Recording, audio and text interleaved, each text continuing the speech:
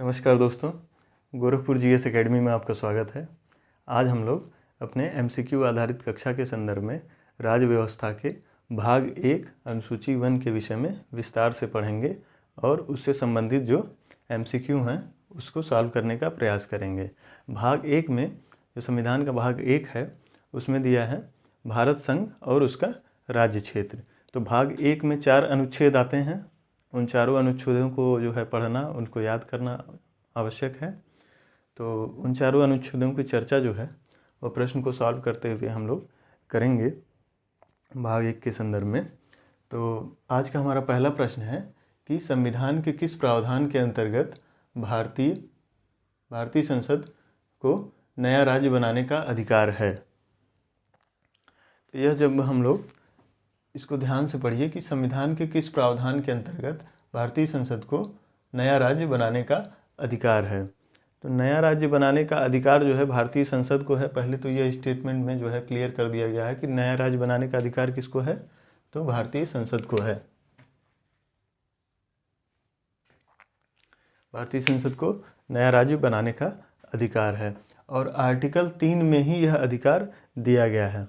तो आर्टिकल 3 को जानने के साथ साथ आर्टिकल 1, 2, 3 और 4 चारों को जान लेते हैं कि आर्टिकल 1 में क्या है, आर्टिकल 2 में क्या है, आर्टिकल 3 में क्या है और आर्टिकल 4 में क्या है। क्योंकि यह चारों आर्टिकल ही मिलकर जो है भाग 1 का निर्माण करते हैं, जिसके अंतर्गत संघ और उसका राज्य क्षेत्र आता है। तो आर्टिकल 1 में भारत संघ का नाम और उसका राज्य क्षेत्र, यानी संघ का नाम और राज्य क्षेत्र। नाम से मतलब क्या है? नाम से मतलब है भारत अर्थात इंडिया, जिसको हिंदी में भारत और इंग्लिश में इंडिया कहते हैं। यह क्या है? संघ का नाम है। और उसका राज्य क्षेत्र यानी जो उसका क्षेत्र है वह किस आर्टिकल में आते हैं? आर्टिकल 1 में। और आर्टिकल 2, अगर यह प्रश्न दिया हो तो यहाँ से कन्फ्यूजन जो है आर्टिकल 2 और 3 में कन्फ्यूजन होता है। आर्टिकल 2 में क्या लिखा है कि बाह्य क्षेत्र को अर्थात कि भारत का जो संघीय स्ट्रक्चर है, संघ का जो पूरा क्षेत्र है, उससे बाहर के किसी स्थान को अगर भारत में मिलाना है और उसको राज्य के रूप में स्थापित करना है, तो बाहरी क्षेत्र को भारत में मिलाकर राज्य के रूप में स्थापित करना, यह किस आर्टिकल में आता है? आर्टिकल 2 में। बाह्य क्षेत्र को भारत में मिलाकर उसको राज्य के रूप में स्थापित करना किस आर्टिकल में आएगा? आर्टिकल 2 में। और ऐसा हम लोगों ने कभी किया है या नहीं किया है? तो याद करिए, इतिहास में हम लोगों ने, इतिहास नहीं मॉडर्न हिस्ट्री की बात है, अभी कुछ सालों के पहले की बात है, 1975 में हम लोगों ने सिक्किम को भारतीय संघ में मिलाया। सिक्किम को भारतीय संघ में मिलाया गया। तो भारतीय संघ में मिलाकर उसको एक अलग स्टेट बनाया गया। वह किस आर्टिकल के प्रावधानों के तहत किया गया? आर्टिकल 2 के तहत। और यहाँ लिखा है कि किस प्रावधान के अंतर्गत भारतीय संसद को नया राज्य बनाने का अधिकार है। तो यहाँ नया राज्य बनाने के अधिकार से मतलब क्या है कि दो राज्यों को, आर्टिकल 3 क्या कहता है कि राज्य की सीमाओं, उनके नामों में परिवर्तन करने का अधिकार किसको है? संसद को। यह कौन कहता है? आर्टिकल 3। राज्य की सीमाओं यानी भारत के अंदर जो राज्य हैं उनकी सीमा में परिवर्तन, दो राज्यों के कुछ हिस्से को लेकर या 3 राज्यों के कुछ हिस्से को लेकर एक अलग स्टेट बना दिया गया, या किसी एक राज्य का ही नाम बदलकर कुछ और रख दिया गया, तो यह सब कौन कर सकता है? भारत की संसद कर सकती है। ऐसा कहाँ लिखा है? आर्टिकल 3 में। तो संसद को नया राज्य बनाने का अधिकार है, यह किसके तहत है? आर्टिकल 3 में। तो 3 को जान लिए तो 4 को भी जान लेते हैं। 4 में कहा गया है, आर्टिकल 4 में कहा गया है कि 2 और 3 के तहत जो ये परिवर्तन किया जा रहा है, यानी आर्टिकल 2 और आर्टिकल 3 के तहत ये जो परिवर्तन किया जा रहा है, यह क्या होगा? यह 368 यानी आर्टिकल 368 के तहत संविधान संशोधन नहीं माना जाएगा। ऐसा कौन कह रहा है? आर्टिकल 4 कह रहा है। आर्टिकल 4 कह रहा है कि आर्टिकल 2 और आर्टिकल 3 के तहत जो भी परिवर्तन किए जा रहे हैं, यानी आर्टिकल 2 के तहत अगर किसी विदेशी राज्य को भारत संघ में मिलाया जा रहा है तो उसे भी संविधान संशोधन नहीं माना जाएगा। और अगर दो राज्यों के नाम को बदला जा रहा है या उनकी सीमाओं को तोड़ा जा रहा है, उनकी सीमाओं को तोड़कर एक अलग स्टेट बनाया जा रहा है, या एक ही राज्य को दो अलग स्टेट में कन्वर्ट कर दिया जा रहा है, तो यह भी जो है 368 के तहत संविधान संशोधन नहीं होगा। यह सब चीज़ें कौन कह रहा है? आर्टिकल 4। तो 1 2 3 4 चारों आर्टिकल जो है हम लोग को अच्छे से पता होना चाहिए, याद होना चाहिए। तो निम्न में से कौन एक भारतीय संघ, दूसरा प्रश्न है हमारा, निम्न में से कौन एक भारतीय संघ राज्य पद्धति की विशेषता नहीं है। यानी भारत का जो संघ है, भारत जो संघ है उसकी विशेषताओं के बारे में यहाँ लिखा गया है। तो इनमें पूछा है कि कौन सी एक उसकी विशेषता नहीं है, ध्यान देना है, कौन सी एक उसकी विशेषता नहीं है। तो पहला देखते हैं, भारत में स्वतंत्र न्यायपालिका है। तो यह सही है या गलत है? तो यह स्टेटमेंट सही है, भारत में स्वतंत्र न्यायपालिका है।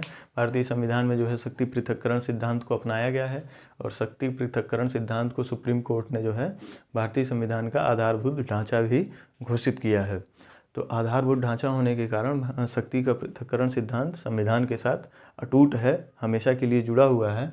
और शक्ति के पृथक्करण सिद्धांत में जो है क्या कहा गया है कि कार्यपालिका, विधायिका और न्यायपालिका तीनों की अलग अलग अपनी अपनी शक्तियाँ होंगी, सेपरेशन ऑफ पावर होगा। भारत में स्वतंत्र न्यायपालिका है, तो बात सही है, भारत में स्वतंत्र न्यायपालिका है, स्वतंत्र और सशक्त भी है। अगर न्यायपालिका के विषय में थोड़ा सा गहराई में पढ़ेंगे जब अपना चैप्टर आएगा, जब मेंस के संदर्भ में पढ़ेंगे तो जानेंगे कि कैसे न्यायपालिका स्वतंत्र तो है ही लेकिन सशक्त भी है। तो केंद्र और राज्यों के बीच, दूसरा स्टेटमेंट है, केंद्र और राज्यों के बीच शक्तियों का स्पष्ट विभाजन। तो यह भी स्टेटमेंट सही है। क्यों सही है? 7वीं अनुसूची के विषय में जरा पढ़िए, वहाँ क्या है कि संघ सूची और राज्य सूची के माध्यम से संघ और राज्य की शक्तियों को बांट दिया गया है और एक समवर्ती सूची भी वहाँ उपस्थित है जिसके माध्यम से दोनों के कॉमन वैल्यूज़ को एक साथ रखा गया है। तो संघ सूची, राज्य सूची और समवर्ती सूची यह कहाँ है? संविधान की 7वीं अनुसूची में, और उसके माध्यम से केंद्र और राज्यों के बीच शक्तियों का स्पष्ट विभाजन है। तो यह भी जो है भारतीय संघ राज्य पद्धति की विशेषता है, यानी कि यह स्टेटमेंट सही है। पूछा क्या है कि विशेषता नहीं है, यानी जो नहीं है वह हमें बताना है। तो संघबद्ध होने वाली इकाइयों को, तीसरा स्टेटमेंट है कि संघबद्ध होने वाली इकाइयों को राज्यसभा में असमान प्रतिनिधित्व दिया गया है। तो स्टेटमेंट बिल्कुल सही है। संघबद्ध होने वाली इकाइयों को राज्यसभा में, संघबद्ध होने वाली इकाइयाँ कौन कौन सी हैं? जो राज्य हैं, भारतीय संघ के जो राज्य हैं, भारत क्या है? भारत राज्यों का संघ है। तो भारत संघबद्ध होने वाली इकाइयों को, यानी जो अलग अलग स्टेट हैं, उनको राज्यसभा में जो क्या है, असमान प्रतिनिधित्व दिया गया है। इसको ज़रा ध्यान से देखिए, राज्यसभा में असमान प्रतिनिधित्व दिया गया है। तो इसको याद रखेंगे कि भारतीय जो व्यवस्था है, विधायिका की जो व्यवस्था है, उसमें राज्यसभा में राज्यों को समान प्रतिनिधित्व नहीं दिया गया है, असमान प्रतिनिधित्व दिया गया है। जबकि इसी की तुलना में अगर आप क्या नाम है यूएसए के फेडरल गवर्नमेंट को देखेंगे, वहाँ की विधायिका के सिस्टम को देखेंगे, तो वहाँ पर क्या है, जो सीनेट है, यानी राज्यों का जो संसद है, जैसे हम पे वहाँ राज्यसभा है वैसे वहाँ पे सीनेट है, तो वहाँ पर राज्यों को समान प्रतिनिधित्व दिया गया है। यानी राज्य छोटे हों या बड़े हों, सबको जो है प्रतिनिधित्व दिया गया है और सभी के 2-2 सदस्य सीनेट में बैठते हैं। यानी 50 राज्य हैं यूएसए के, तो उनके जो है 2-2 सदस्य 50 राज्यों के भी, चाहे वह आर्थिक रूप से बड़े हों, छोटे हों, आकार में छोटे बड़े हों, क्षेत्रफल उनका कम हो ज़्यादा हो, जो भी हो, हर स्टेट को जो है 2 प्रतिनिधित्व दिया गया है कि वो अपने 2 प्रतिनिधियों को राज्यसभा में भेज सकते हैं। लेकिन भारत में सिस्टम थोड़ा सा अलग है। भारत में जो है जो स्टेट वाइज जैसी वहाँ की जनसंख्या है उसी के आधार पर राज्यसभा में प्रतिनिधित्व मिलता है। यानी कि अगर जनसंख्या अधिक, जैसे उत्तर प्रदेश है, वहाँ जनसंख्या अधिक है, तो राज्यसभा में वहाँ के प्रतिनिधियों की संख्या अधिक होगी। छोटा स्टेट है, कोई कम जनसंख्या वाला स्टेट है, तो वह वहाँ के राज्यसभा के प्रतिनिधियों की संख्या उत्तर प्रदेश की तुलना में कम होगी। तो राज्यसभा में असमान प्रतिनिधित्व दिया गया है, तो यह जो है स्टेटमेंट सही है। यह संघबद्ध होने वाली इकाइयों के बीच एक सहमति का परिणाम है। क्या? यह संघबद्ध होने वाली इकाइयों के बीच एक सहमति का परिणाम है। तो यह स्टेटमेंट बिल्कुल गलत है। भारत का जो संघ है, यानी भारत जो संघ बना हुआ है, जो यूनियन है, हम लोग क्या है, फेडरेशन नहीं है, हम लोग यूनियन है। तो यूनियन जो है वह किसी राज्यों के सहमति से नहीं बना हुआ है, यानी राज्य आपस में मिलकर यह सहमति नहीं किए हैं कि चलिए उत्तर प्रदेश मिल गए, बिहार मिल गए, झारखंड मिल गए, ये सारी मतलब राज्य मिल गए और आपस में बैठकर ये चर्चा कर लिए कि जो है हम लोग एक संघ बना देते हैं। ऐसा बिल्कुल नहीं है, क्योंकि भारत क्या है, भारत विनाशी राज्यों का अविनाशी संघ है। विनाशी राज्यों का मतलब यह है कि राज्य का विखंडन तो हो सकता है, जैसे अभी हम लोगों ने आर्टिकल 3 में पढ़ा, आर्टिकल 2 के माध्यम से बाहरी राज्य को आप अपने संघ में मिला सकते हैं। आर्टिकल 3 में हमने क्या पढ़ा कि किसी भी राज्य की सीमाओं में परिवर्तन किया जा सकता है, उसके नाम में परिवर्तन किया जा सकता है, किसके द्वारा, संसद के द्वारा सॉरी तो सॉरी भारत क्या है, विनाशी राज्यों का अविनाशी संघ है, यानी यह किसी इन राज्यों की सहमति का परिणाम नहीं है।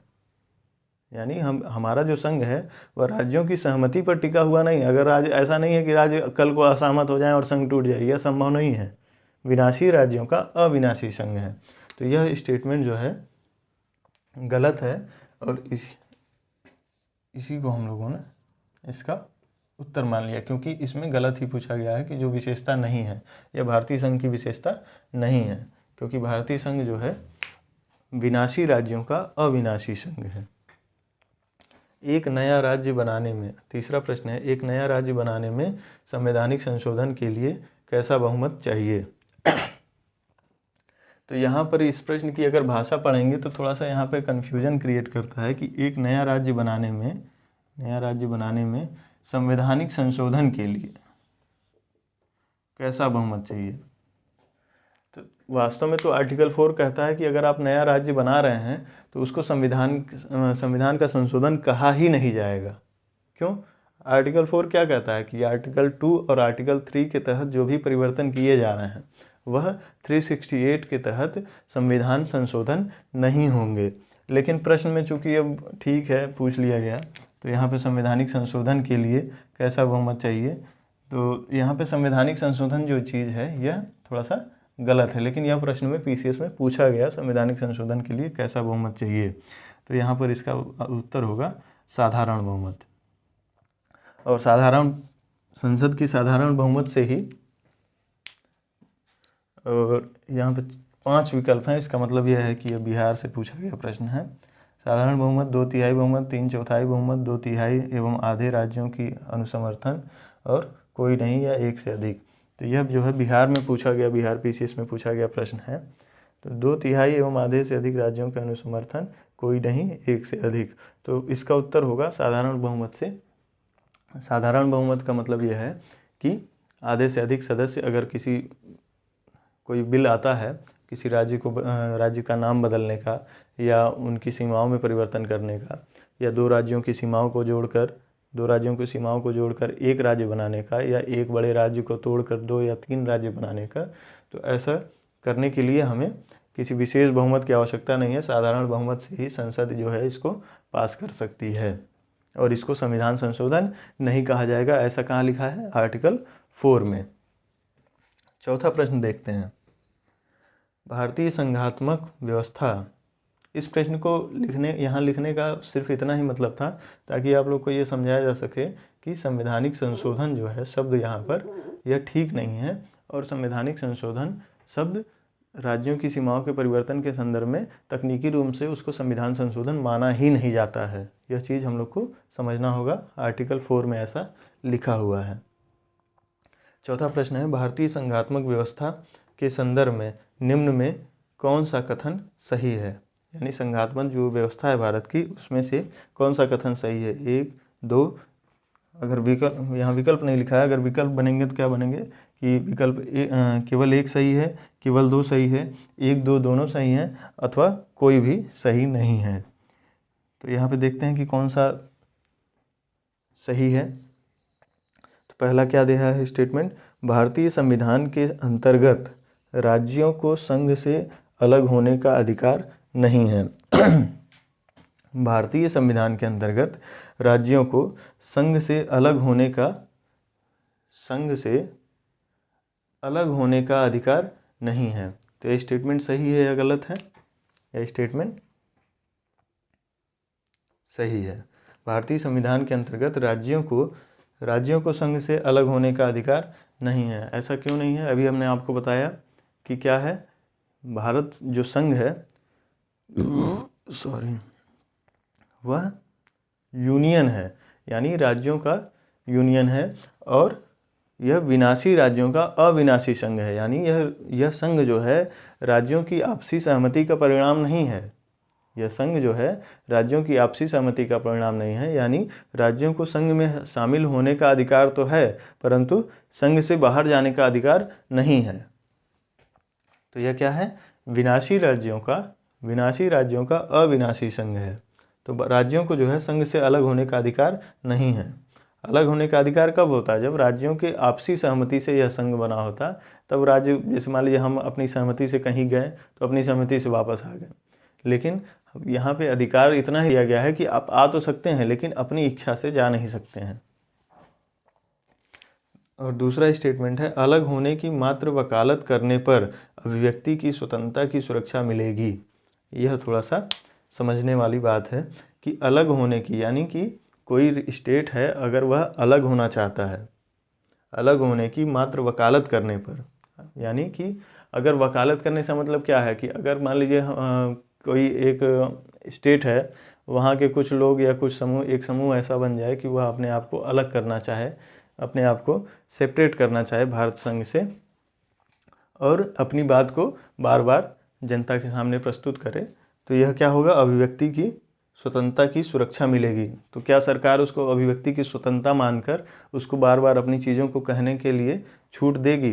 तो ऐसा बिल्कुल नहीं है। अभिव्यक्ति की स्वतंत्रता जो है वह आर्टिकल 19 यानी कि 19(1) में दिया गया है। मूल अधिकारों के आर्टिकल 19(1) में, अनुच्छेद 19(1) में जो है अभिव्यक्ति की स्वतंत्रता की बात की गई है। और जब भी हम लोग किसी भी मूल अधिकार की बात करते हैं तो भी हमें पता है कि मूल अधिकारों पर युक्त निर्बंधन भी लगे हुए हैं। और युक्त निर्बंधन क्या कहते हैं कि अभिव्यक्ति की स्वतंत्रता तो है, परंतु कुछ चीज़ों में अभिव्यक्ति की स्वतंत्रता के साथ अभिव्यक्ति की स्वतंत्रता जो है नहीं देखी जाएगी। कुछ चीज़ों के साथ सरकार जो है या संघ जो है वह कंप्रोमाइज़ नहीं करेगा। और वह चीज़ें क्या हैं कि संघ की अखंडता, विदेशी राज्यों के साथ भारत के जो रिश्ते हैं, ऐसी कुछ चीज़ें हैं। तो इसमें जो है अभिव्यक्ति, विदेशी राज्यों के साथ भारत के जो संबंध है, तो इन संदर्भों में हम लोग अभिव्यक्ति की स्वतंत्रता को महत्व न देते हुए उस पर युक्त निर्बंधन लगाते हैं, यानी कि यह अभिव्यक्ति की स्वतंत्रता की सुरक्षा यहाँ पर नहीं मिलेगी। यह स्टेटमेंट गलत है। आप भारत जो संघ है उसकी अखंडता को ख़त्म करने के लिए, यानी उसको तोड़ने के लिए आप कुछ कह रहे हैं, और आप ये भी कहेंगे कि हम अभिव्यक्ति की स्वतंत्रता के अंतर्गत अपनी बात को रख रहे हैं, तो वहाँ पर अभिव्यक्ति की स्वतंत्रता बिल्कुल नहीं मिलेगी। अभिव्यक्ति की स्वतंत्रता इस संदर्भ में नहीं दी जा सकती है, क्योंकि मूल अधिकारों पर भी कुछ युक्त निर्बंधन लगे हुए हैं। वह जब हम लोग भाग 3 यानी मूल अधिकारों के संदर्भ में जब पढ़ेंगे तो उसके बारे में जानने का प्रयास करेंगे।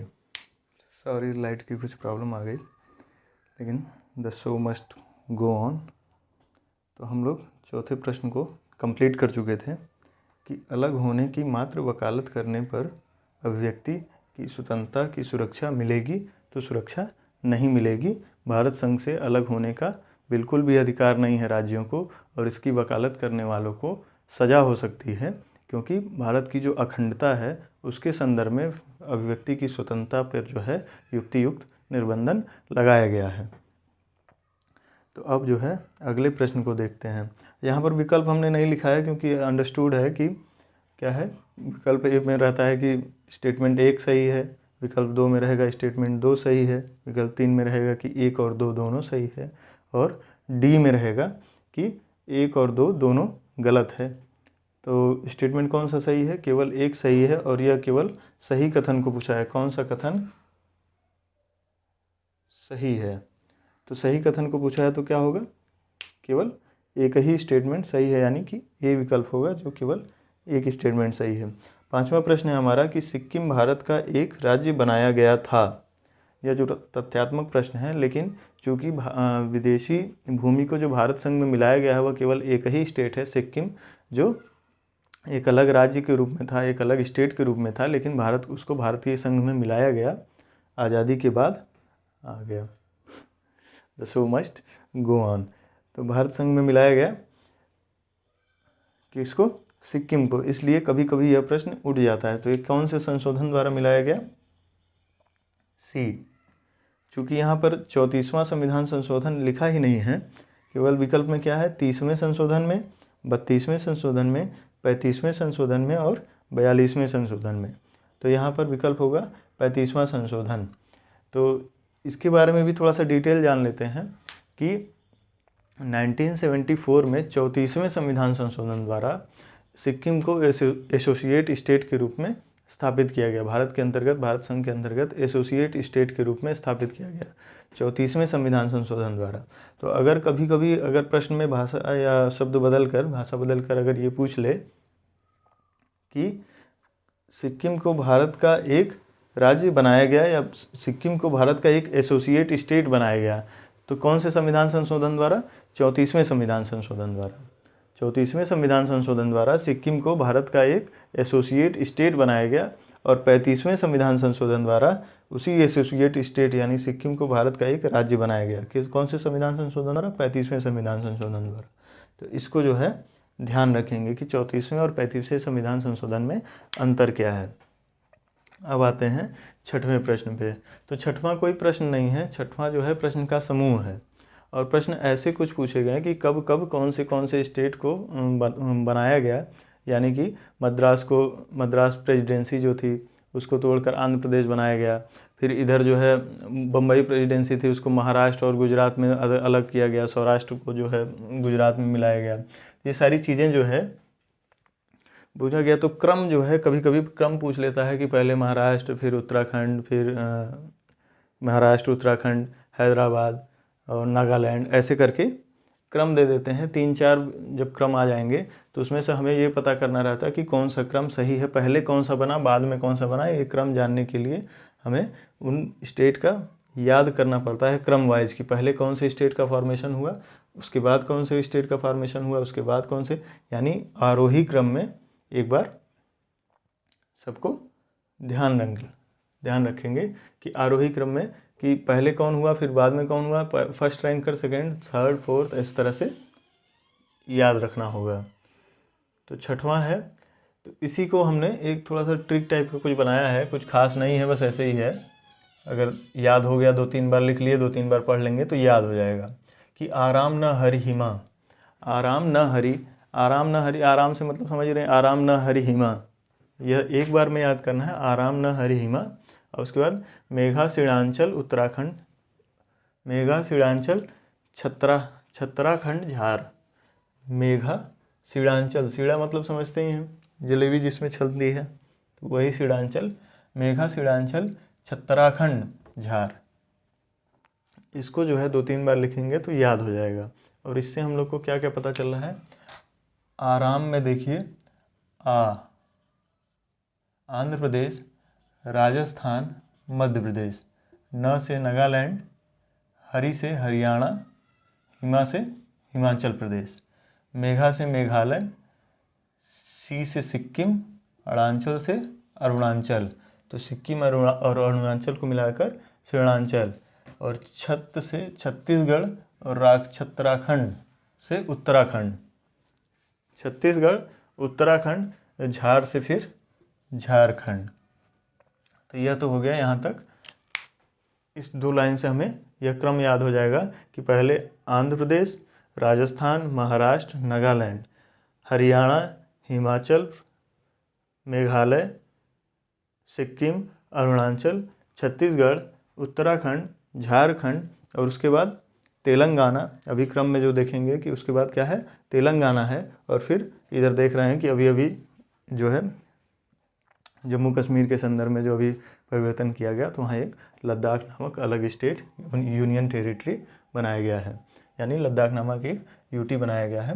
और जम्मू कश्मीर भी अभी एक यूटी है, उसको बाद में ऐसा कहा गया है कि बाद में एक स्टेट के रूप में कन्वर्ट कर दिया जाएगा। तो इसके माध्यम से हम लोग ये क्रम याद कर लेंगे। तो इस क्रम को याद करने से जो अभी पिछले जो प्रश्न पूछे गए हैं, कम से कम 8 से 10 बार ऐसे प्रश्न पूछे गए हैं कि क्रम में केवल सजाने के लिए कि हाँ कौन सा क्रम पहले है, कौन सा बाद में है। तो इनका क्रम यही है। तो इसको जो है एक बार लिख लेंगे और याद कर लेंगे। अगला प्रश्न है कि भारतीय संघ के अंतर्गत किसी राज्य को मिलाने, भारतीय संघ के अंतर्गत किसी राज्य को मिलाने का अधिकार किसे है? तो ये अभी हम लोगों ने पीछे चर्चा किया कि भारतीय संघ के अंतर्गत किसी राज्य को मिलाने का अधिकार किसे है, तो वह संसद को है। राष्ट्रपति को नहीं है, प्रधानमंत्री को नहीं है, सर्वोच्च न्यायालय को नहीं है, किसको है? संसद को है। तो इसका विकल्प सी। अभी हम लोगों ने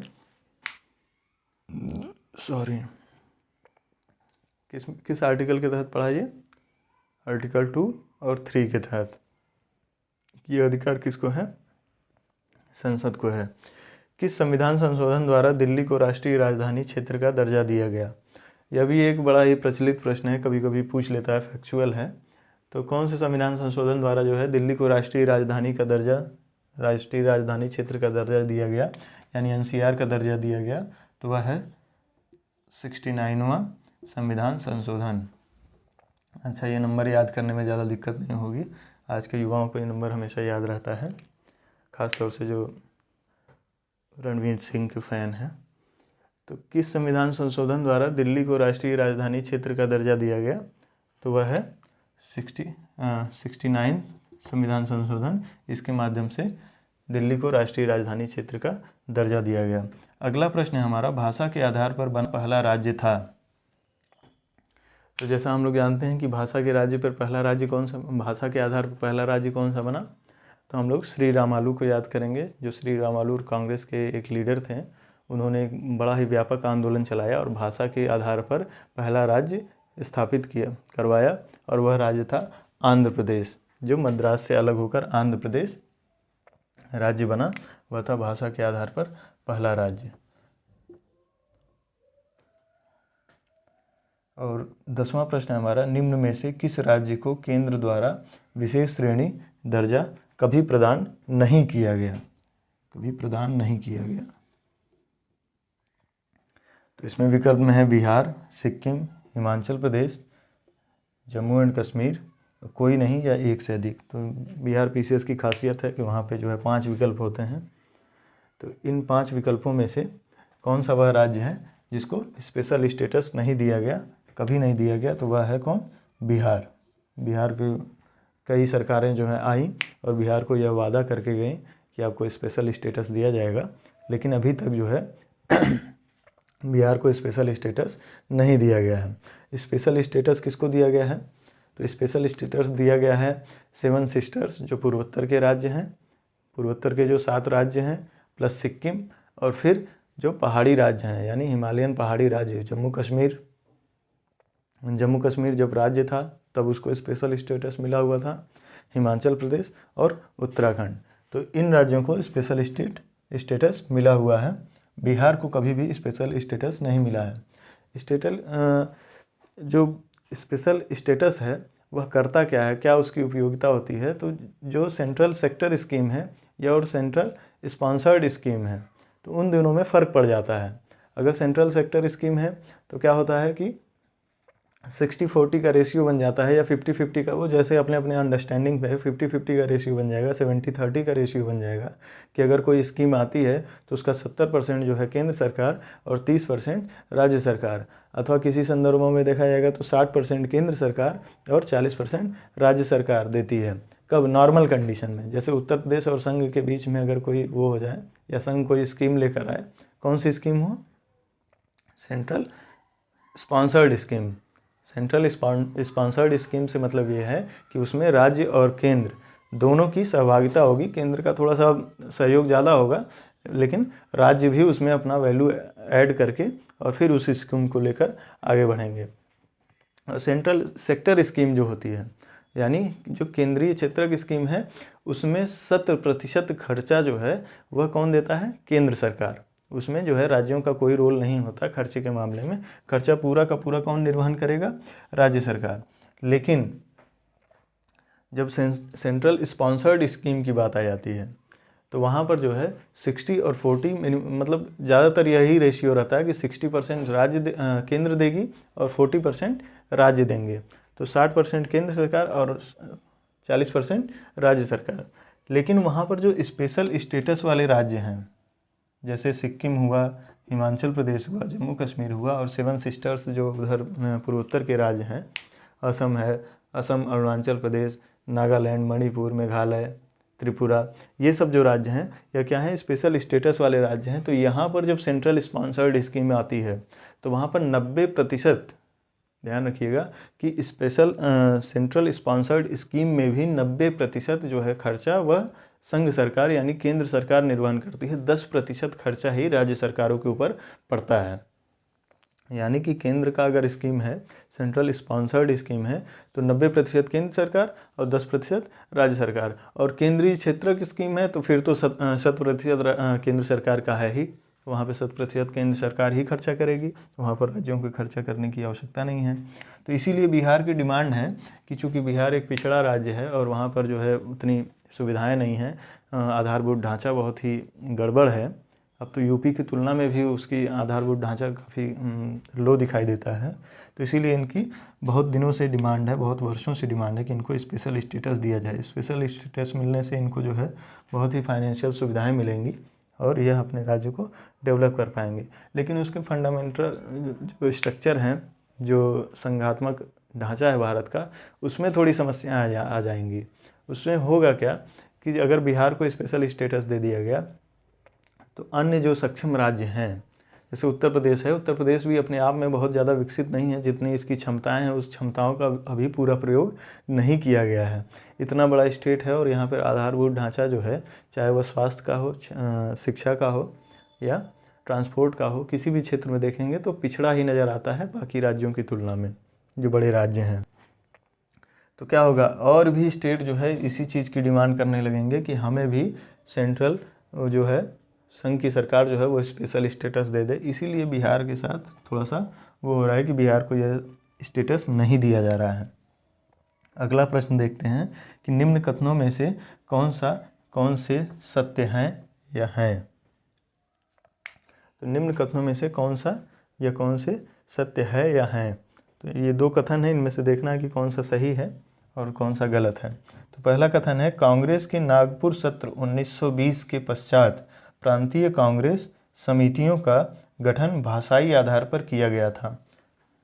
तो यह थोड़ा सा इतिहास में आपको ले जाएगा घुमाकर। कांग्रेस के नागपुर सत्र 1920 में जो नागपुर सत्र हुआ कांग्रेस का, उसके पश्चात प्रांतीय कांग्रेस समितियों का गठन भाषाई आधार पर किया गया था। तो यह कथन बिल्कुल सही है कि कांग्रेस का जो प्रांतीय कांग्रेस की समितियों का जो गठन हुआ था वह भाषाई आधार पर ही हुआ था। यह कथन बिल्कुल सही है। और बी है कि 1948 में कांग्रेस ने भाषाई आधार पर प्रांतों के गठन की मांग को अस्वीकार कर दिया। तो बी जो ऑप्शन है कि 1948 में कांग्रेस ने भाषाई आधार पर प्रांतों के गठन की मांग को अस्वीकार कर दिया।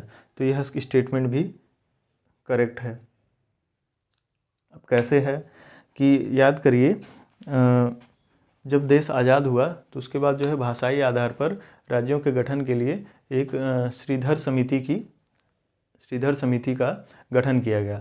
और श्रीधर समिति ने जो है क्या रिकमेंडेशन दिया कि भाषाई आधार पर राज्यों का गठन करना ठीक नहीं होगा। भाषाई आधार के नाम पर यानी भाषाई आधार की जगह पर अगर प्रशासनिक सुविधा को आधार बनाकर और राज्यों का गठन किया जाए, पुनर्गठन किया जाए, राज्यों को जो है अलग अलग राज्यों में स्थापित किया जाए, तो वह जो है संघ के नज़रिए से ज़्यादा अच्छा होगा। जबकि भाषा के आधार पर अगर राज्यों का गठन करते हैं तो एक भाषा के लोग एक क्षेत्र में आ तो जाएंगे, लेकिन प्रशासनिक सुविधाएं जो है वह नहीं होंगी। भौगोलिक स्ट्रक्चर ऐसा हो जाएगा उस राज्य का कि वहाँ पर जो है डेवलपमेंट करना मुश्किल हो जाएगा।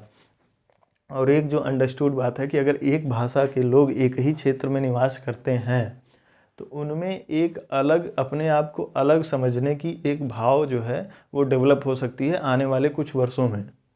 अगर उस क्षेत्र के साथ कुछ भी अनहोनी होती है या कोई आपदा ही आ जाती है तो वह लोग अपने आप को क्या करेंगे, बाकी देश या बाकी पूरे संघ की तुलना में अपने आप को अलग महसूस करने लगते हैं।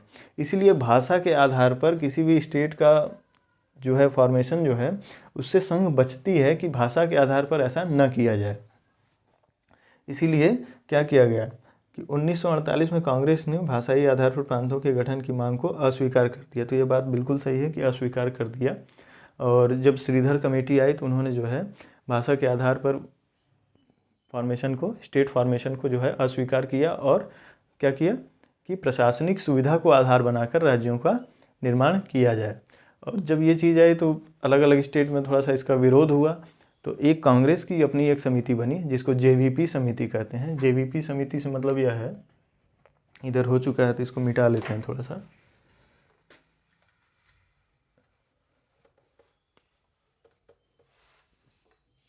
जेवीपी समिति, जेवीपी, जे से मतलब जवाहरलाल नेहरू, वल्लभ भाई पटेल और पट्टाभी सीतारमैया, यह 3 लोगों की एक समिति बनी थी, जेवीपी समिति। और इन लोगों ने भी भाषाई आधार पर राज्य के पुनर्गठन को अस्वीकार कर दिया था। तो यह दोनों स्टेटमेंट सही हैं, यानी कि कौन सा सत्य है, तो दोनों सत्य हैं, ए और बी दोनों सत्य हैं। कांग्रेस के नागपुर सत्र 1920 के पश्चात प्रांतीय कांग्रेस समितियों का गठन भाषाई आधार पर किया गया था, तो बिल्कुल सही बात है। इनको अपना जब उस समय की बात थी तो इन्होंने अपनी समितियों का गठन भाषाई आधार पर ही किया था। लेकिन आज़ादी के बाद 1948 में जेवीपी समिति और श्रीधर समिति, दोनों समितियों ने जो है भाषा के आधार पर प्रांतों के गठन की मांग को अस्वीकार कर दिया था। दोनों ही समितियों ने भाषा के आधार पर प्रांतों के गठन, राज्यों के गठन की मांग को अस्वीकार कर दिया और प्रशासनिक सुविधा को आधार बनाकर राज्यों के गठन की बात की। तो आज के अपने इस वीडियो में हम लोगों ने करीब 10-11 प्रश्नों को जो है अच्छे से समझ लिया है और उसकी व्याख्या को भी देख लिया है। तो यह 10-11 प्रश्न अगर उसकी व्याख्या के साथ मिलाकर जोड़कर देखा जाए तो करीब 35 से 40 प्रश्नों को एक साथ लेकर चल रहे हैं। तो भाग 1 अनुसूची 1 से संबंधित यह जो प्रश्न है, इनकी जो व्याख्या है, अगर इसको अच्छे से तैयार कर लिया जाए, थोड़ा सा एक छोटा छोटा सा नोट्स बना लिया जाए, एक ही पेज में ये सारी चीज़ें आ जाएंगी अगर एक एक लाइन में पॉइंटेड लिख लिया जाए, तो वह जो है आपकी पीसीएस एग्ज़ाम के पीटी पोर्शन में बहुत ही कारगर साबित होंगी। तो आगे आप लोग पढ़ते रहिए और देखते रहिए गोरखपुर जीएस एकेडमी। तब तक के लिए नमस्कार।